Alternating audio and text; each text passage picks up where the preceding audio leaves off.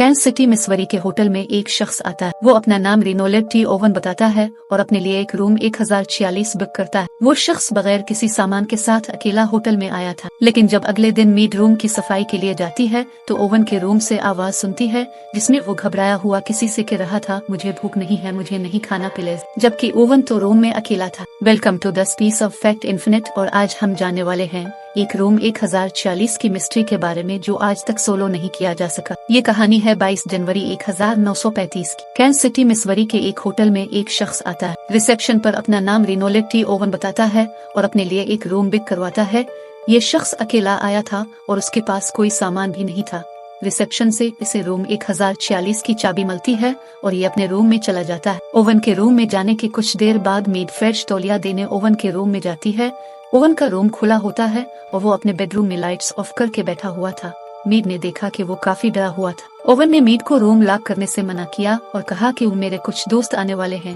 Mead ने तौलिया रखा और वापस आ गए। शाम 4 बजे मीड दोबारा तौलिया बदलने के लिए जाती है। इसने वही मंजर दोबारा देखा जैसे ओवन अपनी जगह से हिला तक ना हो। इस दौरान कोई दूसरा शख्स ओवन से मिलने भी नहीं आया था, लेकिन मीड को रूम से एक पर्ची मिलती है जिस पर लिखा था, दान में 15 मिनट में वापस आती हूँ। मीड ने इस पर्ची पर गौर नहीं किया और तौलिया एक्सचेंज करके वापस आ गए। पूरी रात गुजर गए, ओवन का कोई दोस्त होटल नहीं आया, लेकिन जब अगली सुबह मीड रूम की सफाई करने के लिए गए तो इसने देखा कि बेडरूम का दरवाजा बाहर की तरफ से बंद था। मीड ने समझा कि ओवन कहीं बाहर गया है और उसने अपने रूम का दरवाजा बंद किया है, लेकिन कुछ ही देर में ओवन के बेडरूम से इसकी आवाज आती है कि मुझे भूख नहीं है, मुझे नहीं खाना, मैंने अभी नाश्ता किया है। इसका मतलब था कि ओवन रूम में ही था और किसी और ने रूम बाहर से लॉक किया था। मीड ने दरवाजा को न किया तो अंदर से गुस्से भरी आवाज आएगी, कौन है? मीड ने कहा कि उसे तौलिया देना है, जिस पर जवाब मिला, हमें कुछ नहीं चाहिए। ये सुनकर मीड वहाँ से चली गई। अगले दिन सुबह रूम 1048 से रिसेप्शन पर कंप्लेन आती है कि रूम 1046 में पूरी रात लड़ाई की आवाज आती रही। हैरत की बात यह थी कि इस लड़ाई में मर्द और औरत दोनों की आवाज सुनी गई थी, जबकि ओवन रूम में अकेला था। होटल मैनेजर ने ओवन को फोन लगाने की कोशिश की, लेकिन फोन ऑफ आ रहा था। फिर मैनेजर ने बिल्बो को ओवन के रूम में मामलात जानने के लिए भेजा। गेट के बाहर डू नॉट डिस्टर्ब का बोर्ड था, उसके बावजूद बिल्बो ने नॉक किया, जिस पर अंदर से आवाज आए, अंदर आ जाओ और लाइट ऑन कर दो, जबकि दरवाजा अंदर से लग।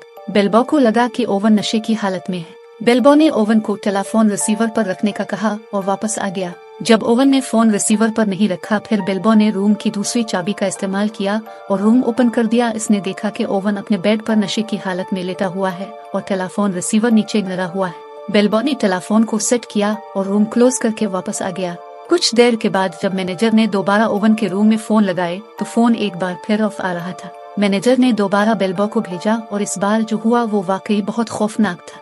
ओवन के रूम के चारों तरफ खून था। ओवन के हाथ और पैर के जॉइंट्स पर काट लगे हुए थे, ऐसे कि किसी ने हाथ पैर अलग करने की कोशिश की हो। सर पर से खून बह रहा था और ओवन क्रॉल करता हुआ रूम से निकलने की कोशिश कर रहा था, लेकिन इसके हाथ पैर बंधे हुए थे। बिल्बो डर गया और उसने पूरे स्टाफ को जमा कर लिया। मैनेजर ने ओवन की बोदी से रस्सी काटी और पूछा कि ये सब किसने किया, जिस पर ओवन ने जवाब दिया, किसी ने नहीं।